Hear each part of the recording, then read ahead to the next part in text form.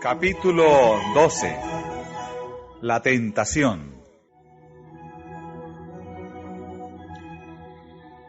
Y Jesús, lleno del Espíritu Santo, volvió del Jordán y fue llevado por el Espíritu al desierto. Las palabras de Marcos son aún más significativas. Él dice, y luego el Espíritu le impele al desierto.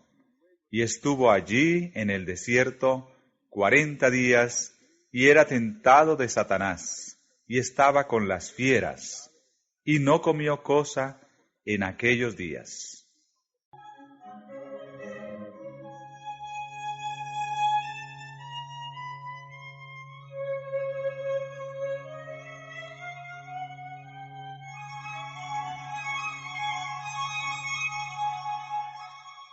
Cuando Jesús fue llevado al desierto para ser tentado, fue llevado por el Espíritu de Dios. Él no invitó a la tentación. Fue al desierto para estar solo, para contemplar su misión y su obra. Por el ayuno y la oración, debía fortalecerse para andar en la senda manchada de sangre que iba a recorrer. Pero Satanás sabía que el Salvador había ido al desierto y pensó que esa era la mejor ocasión para atacarle.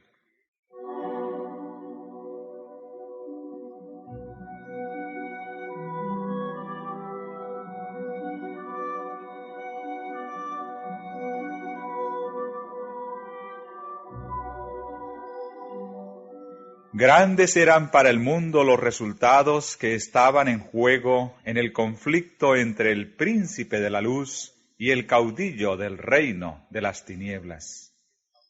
Después de inducir al hombre a pecar, Satanás reclamó la tierra como suya y se llamó príncipe de este mundo, habiendo hecho conformar a su propia naturaleza al padre y a la madre de nuestra especie, pensó establecer aquí su imperio. Declaró que el hombre le había elegido como soberano suyo. Mediante su dominio de los hombres, dominaba el mundo.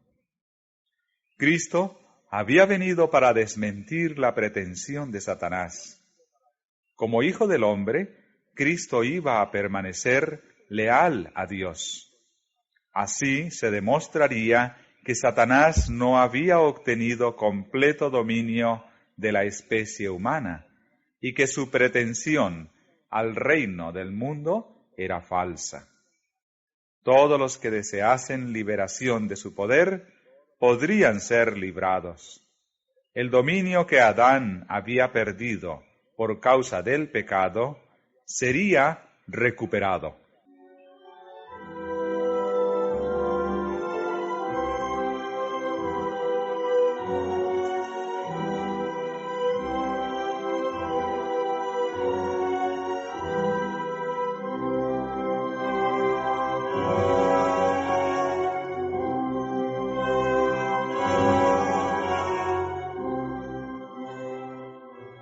Desde el anuncio hecho a la serpiente en el Edén, y enemistad pondré entre ti y la mujer, y entre tu simiente y la simiente suya, Satanás sabía que no ejercía dominio absoluto sobre el mundo. Veía en los hombres la obra de un poder que resistía a su autoridad. Con intenso interés consideró los sacrificios ofrecidos por Adán y sus hijos. En esta ceremonia discernía el símbolo de la comunión entre la tierra y el cielo. Se dedicó a intersectar esta comunión. Representó falsamente a Dios, así como los ritos que señalaban al Salvador. Los hombres fueron inducidos a temer a Dios como a un ser que se deleitaba en la destrucción. Los sacrificios que debían revelar su amor eran ofrecidos únicamente para apaciguar su ira. Satanás excitaba las malas pasiones de los hombres a fin de asegurar su dominio sobre ellos. Cuando fue dada la palabra escrita de Dios, Satanás estudió las profecías del advenimiento del Salvador. De generación en generación trabajó para cegar a la gente acerca de esas profecías, a fin de que rechazase a Cristo en ocasión de su venida.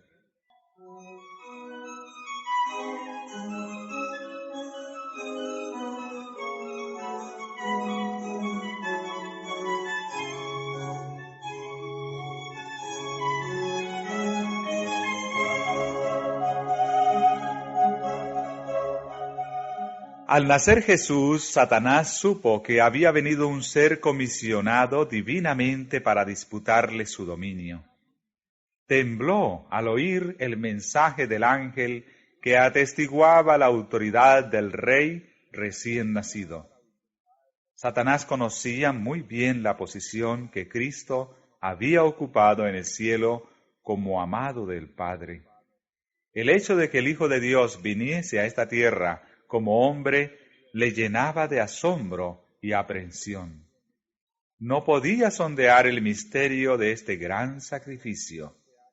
Su alma egoísta no podía comprender tal amor por la familia engañada. La gloria y la paz del cielo y el gozo de la comunión con Dios eran débilmente comprendidos por los hombres, pero eran bien conocidos para Lucifer, el querubín cubridor. Puesto que había perdido el cielo, estaba resuelto a vengarse, haciendo participar a otros de su caída. Esto lo lograría induciéndolos a menospreciar las cosas celestiales y poner sus afectos en las terrenales.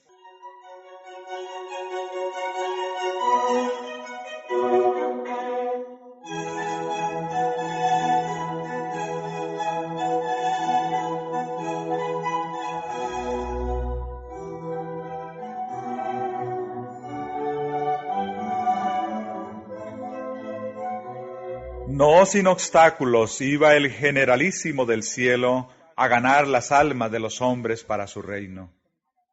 Desde su infancia en Belén fue continuamente asaltado por el maligno.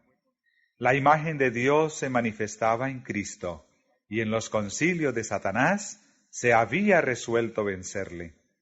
Ningún ser humano había venido al mundo y escapado al poder del engañador.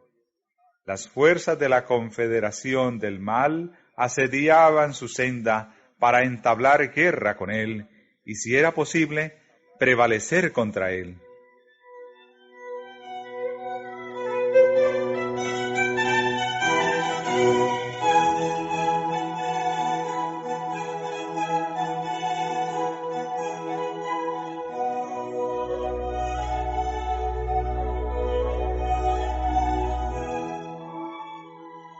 En ocasión del bautismo del Salvador, Satanás se hallaba entre los testigos. Vio la gloria del Padre que descansaba sobre su Hijo. Oyó la voz del Jehová atestiguar la divinidad de Jesús. Desde el pecado de Adán, la especie humana había estado privada de la comunión directa con Dios. El trato entre el cielo y la tierra se había realizado por medio de Cristo. Pero ahora que Jesús había venido en semejanza de carne de pecado, el Padre mismo habló. Antes se había comunicado con la humanidad por medio de Cristo.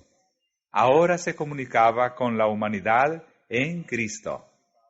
Satanás había esperado que el aborrecimiento que Dios siente hacia el mal produjera una eterna separación entre el cielo y la tierra.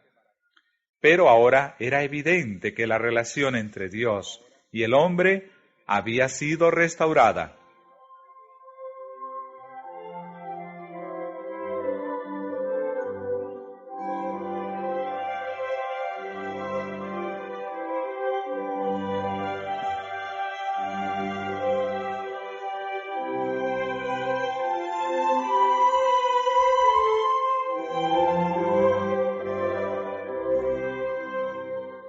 Satanás vio que debía vencer o ser vencido. Los resultados del conflicto significaban demasiado para ser confiados a sus ángeles confederados. Debía dirigir personalmente la guerra. Todas las energías de la apostasía se unieron contra el Hijo de Dios. Cristo fue hecho el blanco de toda arma del infierno.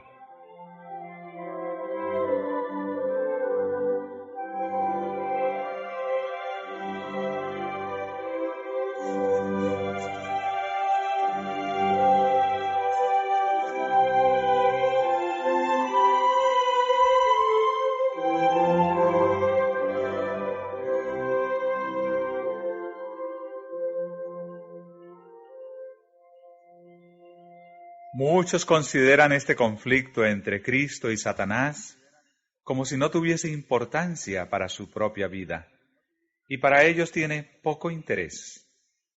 Pero esta controversia se repite en el dominio de todo corazón humano. Nunca sale uno de las filas del mal para entrar en el servicio de Dios sin arrostrar los asaltos de Satanás.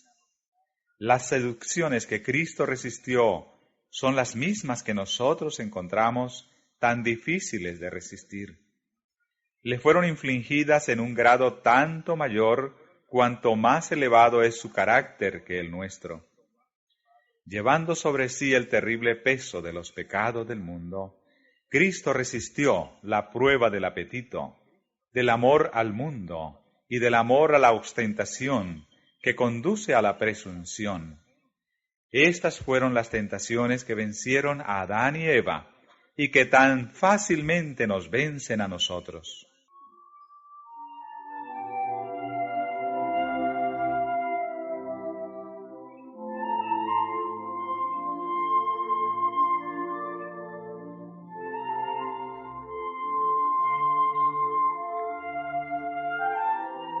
Satanás había señalado el pecado de Adán como prueba de que la ley de Dios era injusta y que no podía ser acatada.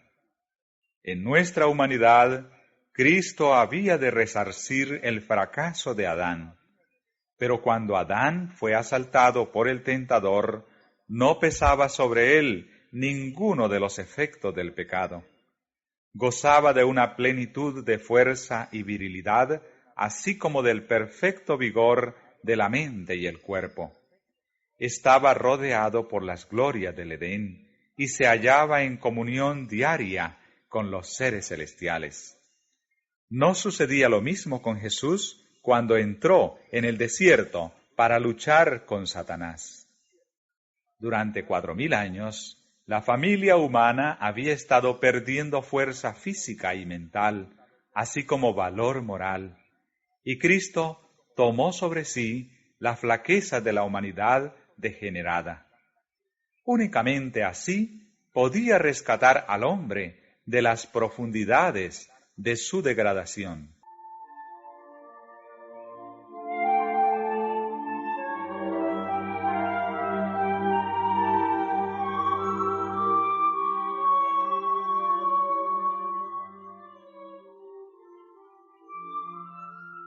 Muchos sostienen que era imposible para Cristo ser vencido por la tentación. En tal caso, no podría haberse hallado en la posición de Adán. No podría haber obtenido la victoria que Adán dejó de ganar. Si en algún sentido tuviésemos que soportar nosotros un conflicto más duro que el que Cristo tuvo que soportar, Él no podría socorrernos. Pero nuestro Salvador tomó la humanidad con todo su pasivo. Se vistió de la naturaleza humana, con la posibilidad de ceder a la tentación. No tenemos que soportar nada que Él no haya soportado.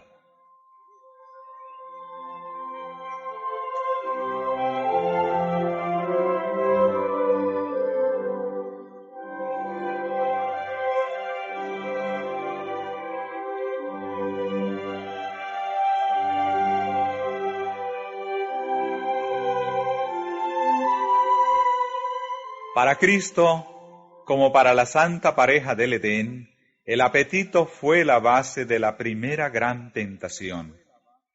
Precisamente donde empezó la ruina, debía empezar la obra de nuestra redención. Así como por haber complacido el apetito Adán cayó, por sobreponerse al apetito Cristo debía vencer. Y habiendo ayunado 40 días y 40 noches, después tuvo hambre. Y llegándose a él el tentador, dijo: Si eres hijo de Dios, di que estas piedras se hagan pan. Mas él respondiendo dijo: Escrito está, no con solo el pan vivirá el hombre, mas con toda palabra que sale de la boca de Dios.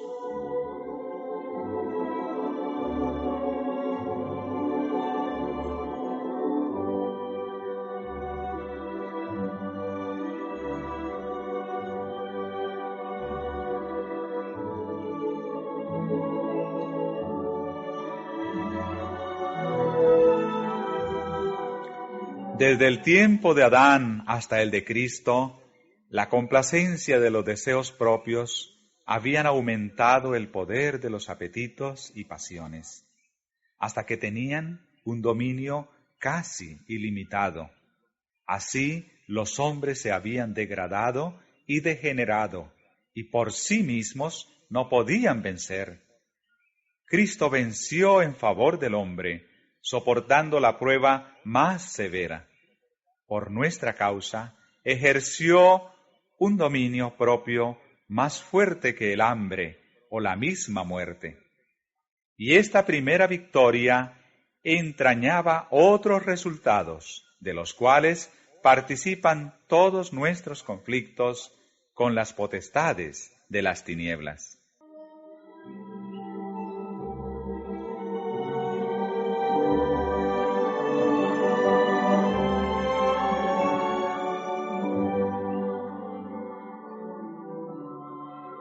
Cuando Jesús entró en el desierto, fue rodeado por la gloria del Padre. Absorto en la comunión con Dios, se sintió elevado por encima de las debilidades humanas. Pero la gloria se apartó de él y quedó solo para luchar con la tentación. Esta le apremiaba en todo momento. Su naturaleza humana rehuía el conflicto que le aguardaba. Durante 40 días ayunó y oró. Débil y demacrado por el hambre, macilento y agotado por la agonía mental, desfigurado era su aspecto más que el de cualquier hombre, y su forma más que la de los hijos de Adán. Entonces vio Satanás su oportunidad. Pensó que podía vencer a Cristo.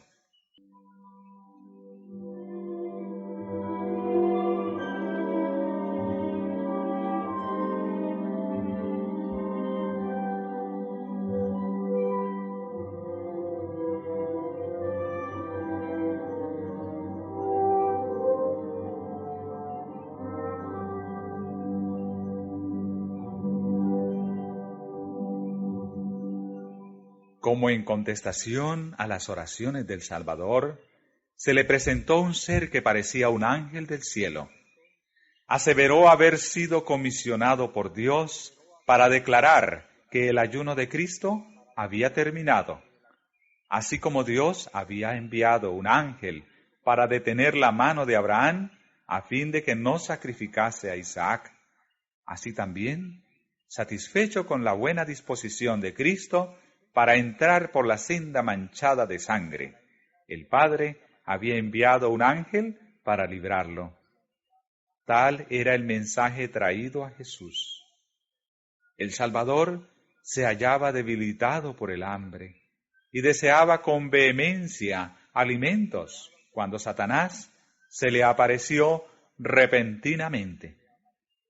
Señalando las piedras que estaban esparcidas por el desierto y que tenían las apariencias de panes, el tentador dijo: Si eres hijo de Dios, di que estas piedras se hagan pan.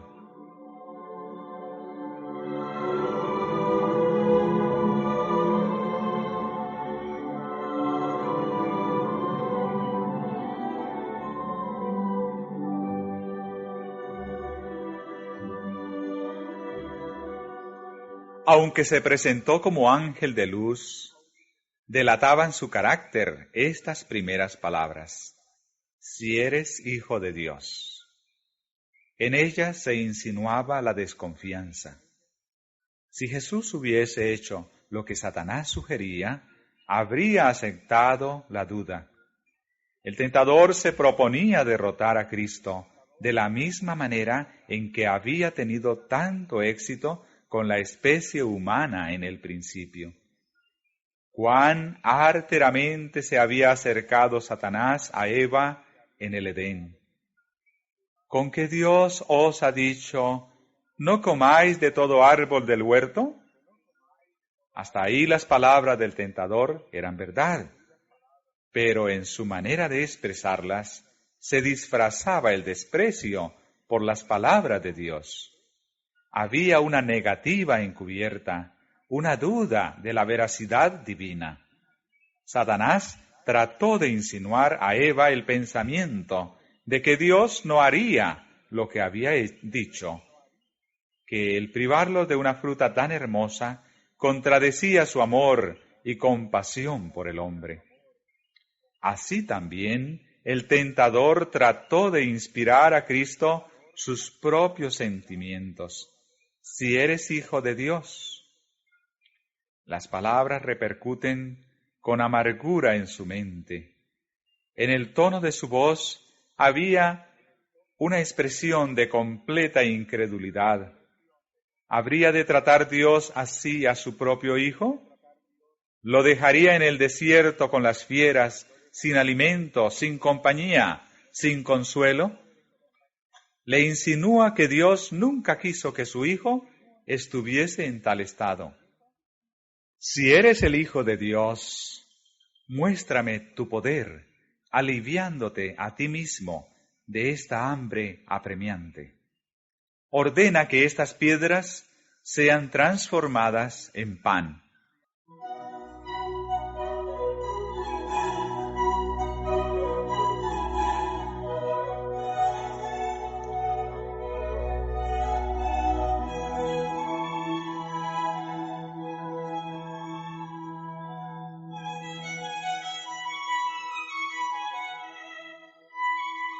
Las palabras del cielo: este es mi Hijo amado, en el cual tengo contentamiento, resonaban todavía en los oídos de Satanás, pero estaba resuelto a hacer dudar a Cristo de este testimonio. La palabra de Dios era para Cristo la garantía de su misión divina. Él había venido para vivir como hombre entre los hombres, y esta palabra declaraba su relación con el cielo. Era el propósito de Satanás hacerle dudar de esa palabra. Si la confianza de Cristo en Dios podía ser quebrantada, Satanás sabía que obtendría la victoria en todo el conflicto. Vencería a Jesús. Esperaba que bajo el imperio de la desesperación y el hambre extrema, Cristo perdería la fe en su Padre y obraría un milagro en su propio favor. Si lo hubiera hecho, habría malogrado el plan de salvación.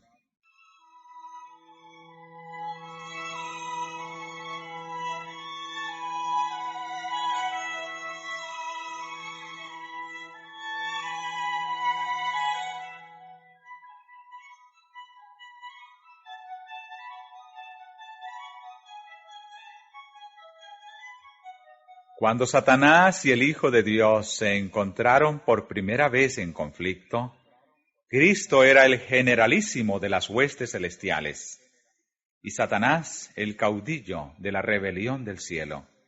Fue echado fuera. Ahora su condición está aparentemente invertida y Satanás se aprovecha de su supuesta ventaja. Uno de los ángeles más poderosos dijo: ha sido desterrado del cielo. El aspecto de Jesús indica que Él es aquel ángel caído, abandonado de Dios y de los hombres. Un ser divino podría sostener su pretensión realizando un milagro. si eres hijo de Dios, di que estas piedras se hagan pan. Un acto tal de poder creador, insistía el tentador, sería evidencia concluyente de su divinidad. Pondría término a la controversia.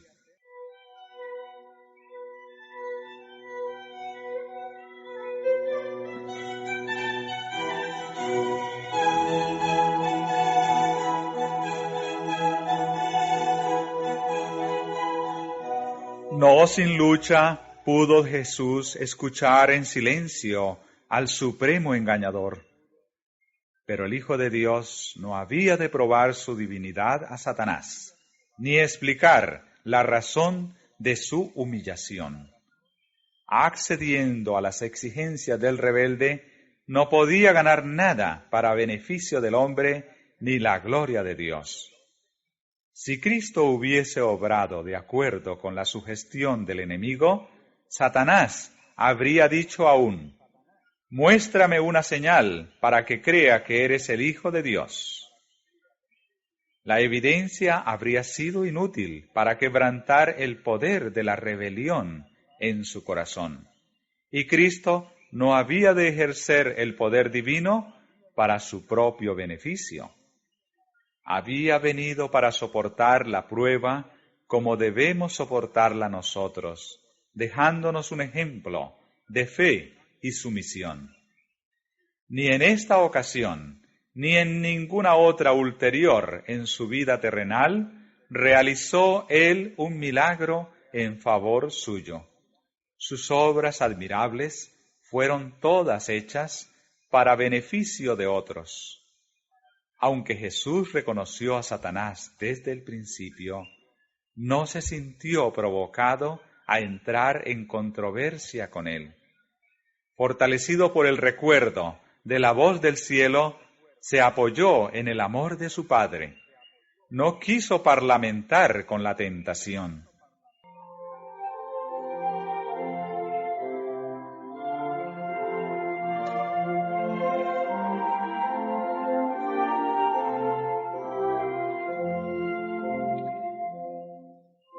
Jesús hizo frente a Satanás con las palabras de la Escritura. Escrito está, dijo. En toda tentación, el arma de su lucha era la palabra de Dios. Satanás exigía de Cristo un milagro como señal de su divinidad. Pero aquello que es mayor que todos los milagros, una firme confianza en un así dice Jehová, era una señal que no podía ser controvertida. Mientras Cristo se mantuviese en esa posición, el tentador no podría obtener ventaja alguna.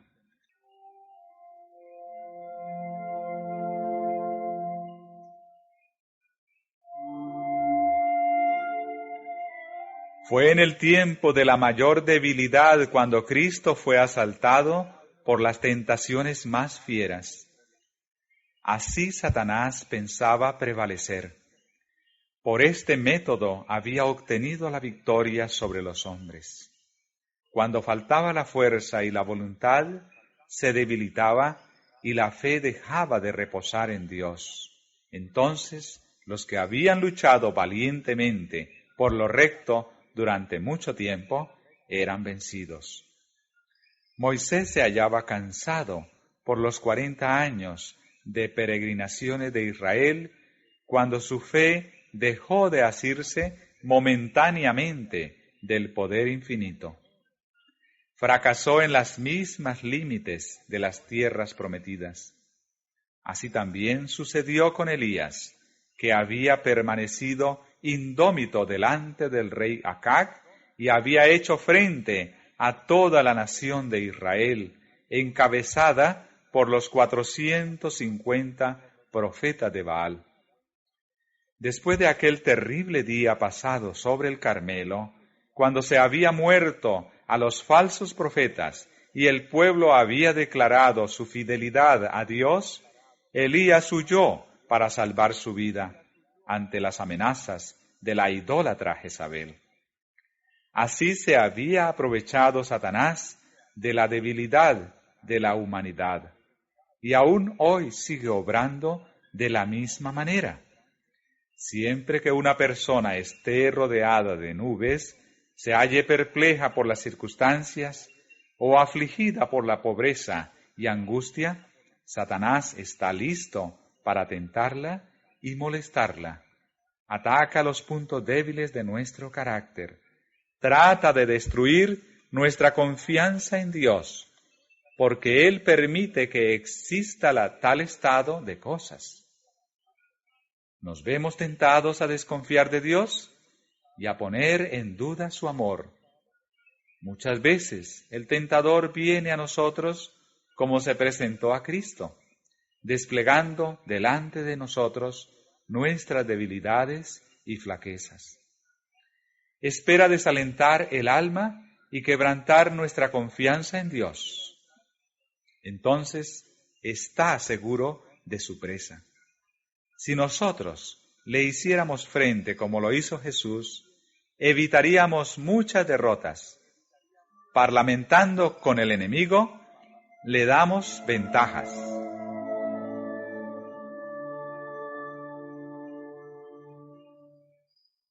Cuando Cristo dijo al tentador, «No con solo el pan vivirá el hombre, mas con toda palabra que sale de la boca de Dios», repitió las palabras que más de 14 siglos antes había dicho a Israel.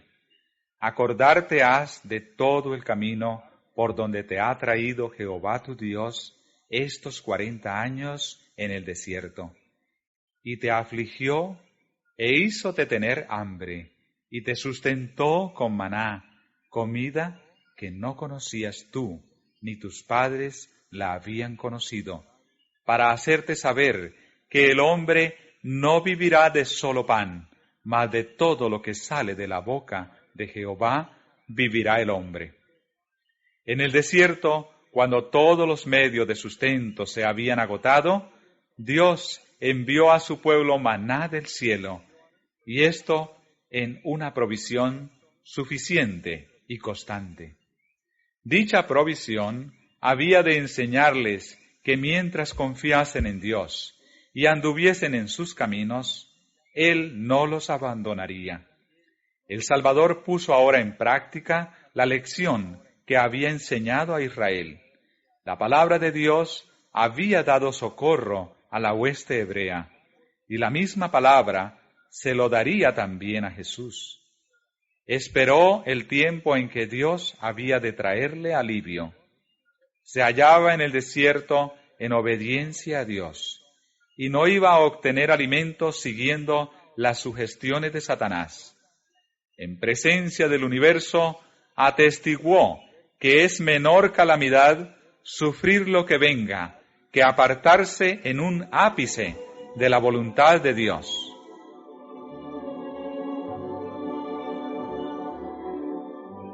No con solo el pan vivirá el hombre, mas con toda palabra que sale de la boca de Dios. Muchas veces el que sigue a Cristo se ve colocado en donde no puede servir a Dios y llevar adelante sus empresas mundanales. Tal vez le parezca que la obediencia a algún claro requerimiento de Dios le privará de sus medios de sostén. Satanás quisiera hacerle creer que debe sacrificar las convicciones de su conciencia. Pero lo único en que podemos confiar en este mundo es la palabra de Dios. Buscad primeramente el reino de Dios y su justicia, y todas estas cosas os serán añadidas. Aún en esta vida no puede beneficiarnos el apartarnos de la voluntad de nuestro Padre Celestial. Cuando aprendamos a conocer el poder de su palabra, no seguiremos las sugestiones de Satanás para obtener alimento o salvarnos la vida. Lo único que preguntaremos será, ¿cuál es la orden de Dios y cuál es su promesa? Conociéndolas, obedeceremos la primera y confiaremos en la segunda.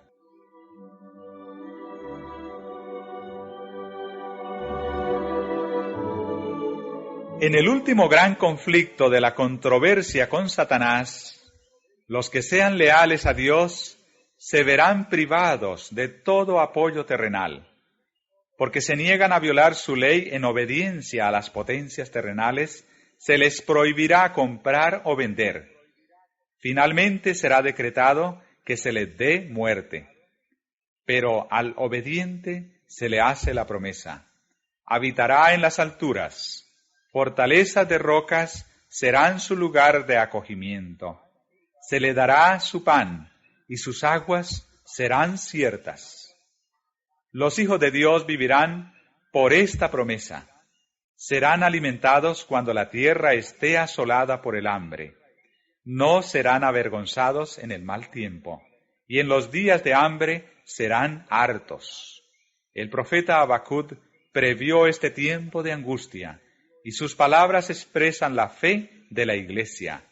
Aunque la higuera no florecerá, ni en las vides habrá frutos, mentirá la obra de la oliva, y los labrados no darán mantenimiento, y las ovejas serán quitadas de la majada, y no habrá vacas en los corrales. Con todo, yo me alegraré en Jehová, y me gozaré en el Dios de mi salud.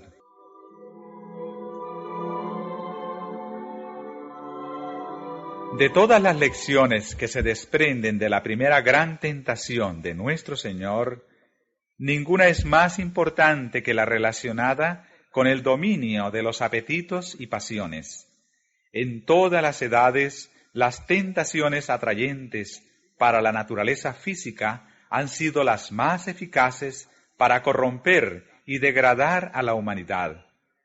Mediante la intemperancia, Satanás obra para destruir las facultades mentales y morales que Dios dio al hombre como un don inapreciable. Así viene a ser imposible para los hombres apreciar las cosas de valor eterno. Mediante la complacencia de los sentidos, Satanás trata de borrar del alma todo vestigio de la semejanza divina. La sensualidad irrefrenada y la enfermedad y degradación consiguientes que existían en tiempo del primer advenimiento de Cristo existirán con intensidad agravada antes de su segunda venida.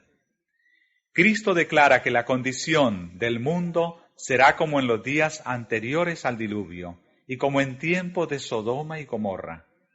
Todo intento de los pensamientos del corazón será de continuo el mal.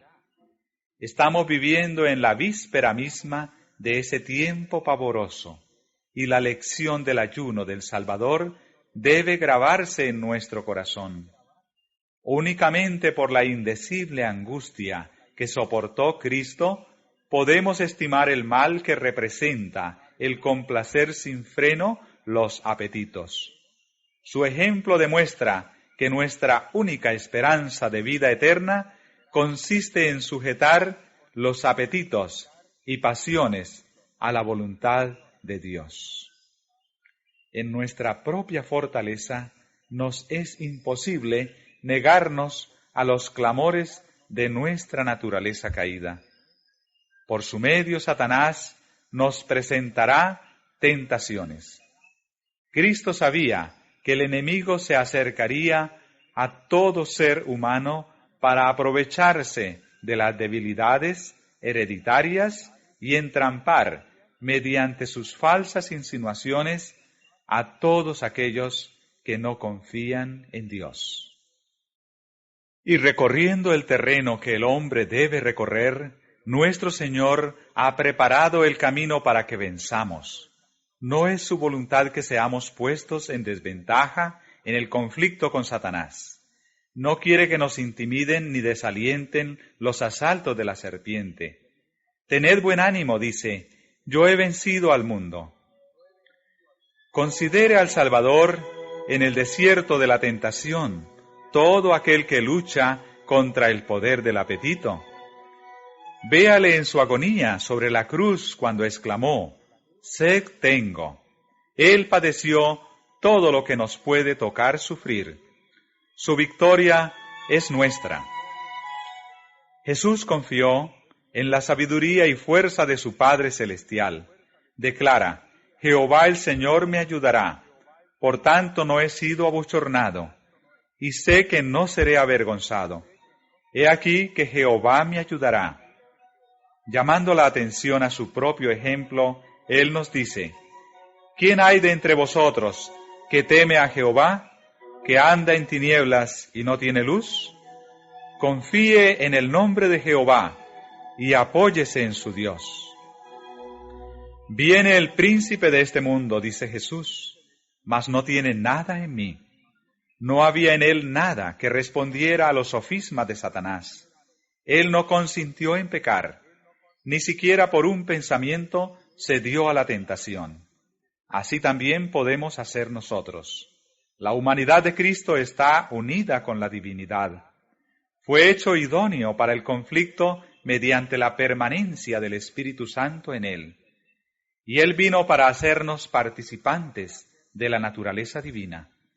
Mientras estemos unidos con él por la fe, el pecado no tendrá dominio sobre nosotros. Dios extiende su mano para alcanzar la mano de nuestra fe y dirigirla a asirse de la divinidad de Cristo, a fin de que nuestro carácter pueda alcanzar la perfección. Cristo nos ha mostrado cómo puede lograrse esto. ¿Por medio de qué venció Él en el conflicto con Satanás? Por la palabra de Dios. Solo por medio de la palabra pudo resistir la tentación.